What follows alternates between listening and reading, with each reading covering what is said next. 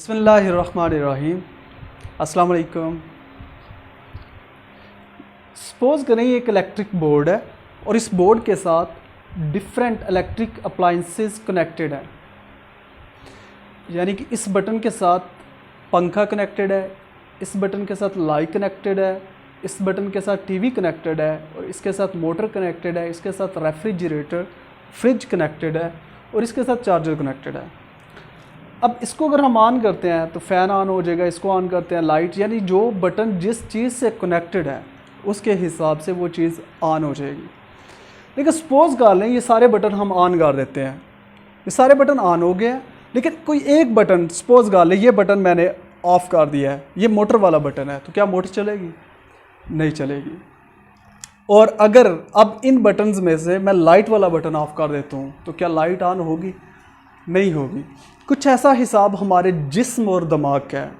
हमारे दिमाग के बहुत से हिस्से हैं और वो हिस्से आगे कनेक्टेड है हमारी बॉडी के साथ। हम चलते हैं तो पहले हमारा ब्रेन उसको बैलेंस करता है, फिर हमारी बॉडी उसको बैलेंस करती है।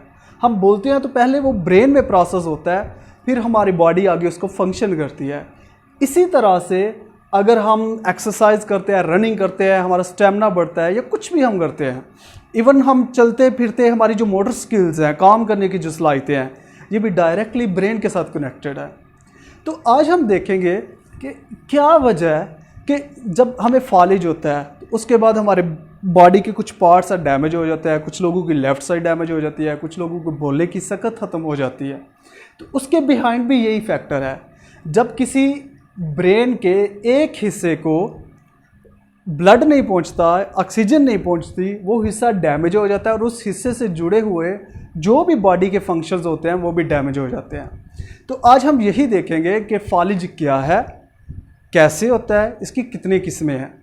फालिज को समझने के लिए मैं आपको बिल्कुल सादा सा अगर समझाऊं, फ़र्ज़ करते हैं ये एक खून की नाली ब्लड वेसल है जो हमारे ब्रेन तक एक हिस्से तक खून पहुंचाती है। फ़र्ज़ कर लें इस हिस्से तक ये खून पहुंचाती है, ये हिस्सा हम इधर ड्रा कर लेते हैं।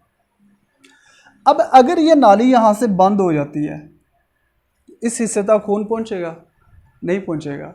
अब हमारे ब्रेन को तो खून चाहिए चाहिए, जब नहीं पहुंचेगा वो ब्रेन का हिस्सा डैमेज हो जाएगा। सपोज़ कर लो ये हिस्सा हमने इधर ड्रा किया है, अब ये हिस्सा डैमेज हो गया। इस हिस्से के डैमेज होने से इस जो भी फंक्शन इस हिस्से ने कंट्रोल करने होते हैं हमारी बॉडी के, वो सारे के सारे डैमेज हो जाएंगे। तो फालिज दो तरह से होता है। एक ये कि आपकी खून की नाली किसी आपके ब्रेन के किसी एक पार्ट को जो खून की नाली जा रही है, या तो वो बंद हो जाती है या वो खून की नाली वक्त के साथ साथ सख्त हो गई है। और जब आपका ब्लड प्रेशर बढ़ता है और ब्लड प्रेशर बढ़ने से वो खून की नाली कहीं से रप्चर हो जाती है, फट जाती है, और उसके फटने से सपोज कर लो यहाँ पे वो खून की नाली थी और ये हिस्से में वो फट गई है, तो वो खून साइड्स पे फैल जाता है। इस चीज़ को जब खून की नाली रप्चर हो जाती है और उससे खून साइड्स पे फैल जाता है, इस किस्म के स्ट्रोक को हम बोलते हैं ब्रेन हैमरेज, कि ब्रेन हैमरेज हो गया। यानी कि आपका जो ब्रेन है उसके किसी एक हिस्से में किसी एक वेसल ने डैमेज हो गई है और उसके डैमेज होने से ब्लड सराउंडिंग में फैल गया है। तो दो तरह का स्ट्रोक होता है। एक ये कि आपकी खून की नाली बंद हो गया है जिसको हम बोलते हैं इस्कीमिक स्ट्रोक। दूसरा यह है कि खून की नाली, ये खून की नाली है, सपोज कर लें ये बंद हो गई है, ये इस्कीमिक स्ट्रोक।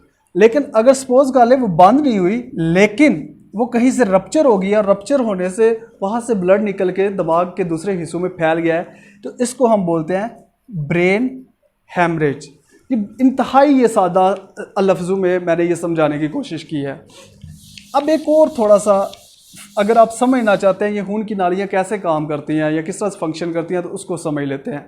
हमारे जो ब्रेन का फ्रंट वाला हिस्सा है, यहाँ पे जो खून की नालियाँ ब्लड पहुँचाती हैं उनको हम बोलते हैं कैरोटिड आर्टरीज। कैरोटिड आर्टरीज हमारे ब्रेन के फ्रंट वाले पार्ट में खून पहुंचाती हैं। इसी तरह हमारी बैक साइड, ब्रेन के बैक साइड पे भी जो कुछ नालियां खून पहुंचाती हैं उनको हम बोलते हैं वर्टिब्रल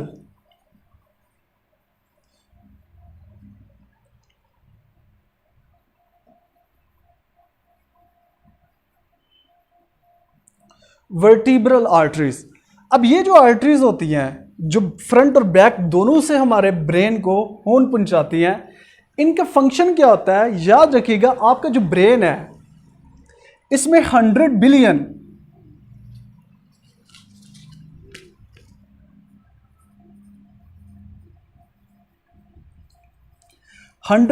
सेल्स होते हैं, ब्रेन सेल्स होते हैं। अब जो 100 बिलियन सेल्स हैं, 100 बिलियन आप कह सकते हैं 100 खरब। अब 100 खरब सेल्स को खून पहुंचाना है, तो क्या ये जो मोटी मोटी सी आर्टरीज है ये पहुंचाएंगी? नहीं। होता क्या है, ये फ्रंट और बैक साइड पे जो आर्टरीज होती हैं ये आगे जाके छोटी छोटी ब्लड वेजल्स में चेंज हो जाती हैं और ये आपस में कनेक्टेड हो जाती हैं और ये कनेक्ट होके बहुत ज़्यादा छोटी छोटी हिस्सों में डिवाइड हो जाती है और हमारे पूरे ब्रेन को ये ब्लड पहुंचाती हैं। तो मैं इन नालियों की बात कर रहा हूँ कि जब इन नालियों में किसी एक नाली में अगर खून रुक जाता है, प्लेग की वजह से, क्लॉट की वजह से, किसी भी वजह से अगर खून रुक जाता है तो वो आगे खून उस ब्रेन के हिस्से को नहीं पहुंचता और वो ब्रेन का हिस्सा डैमेज हो जाता है। तो एक ये तरीका होता है जिसको हम बोलते हैं इस्कीमिक स्ट्रोक, एक इस तरह से फालिज होता है। दूसरा ये है कि कोई एक ब्लड वेसल रप्चर हो गई है, फट गई है, तो एक ये इसको हम बोलते हैं ब्रेन हैमरेज, और एक इस तरह से हमें स्ट्रोक होता है। तो ये दो तरीके थे जो मैंने सोचा आपको बता दूं कि जो हमारे स्ट्रोक की टाइप्स हैं, एक ब्रेन हैमरेज है और एक इस्कीमिक स्ट्रोक है। अब सवाल ये आता है ये क्लॉटिंग होती कैसे है? तो एक तो हमने जैसे देखा हार्ट अटैक वाली वीडियो में देखा कि जो फैट्स हैं, कोलेस्ट्रॉल और फैट्स वगैरह यानी चर्बी, खून की नाली जो है उसमें चर्बी इकट्ठी होने लग जाती है। वो चर्बी इकट्ठे होते होते वो रप्चर हो जाती है, यानी वो प्लेक रप्चर होता है और वहाँ पे फिर ब्लड क्लॉट होना शुरू हो जाता है, ब्लड वहाँ पे जमना शुरू हो जाता है, जमा होना शुरू हो जाता है, जिससे खून की नाली बंद हो जाती है। लेकिन एक और जो प्रोसेस है वो ये है अरिदमिया।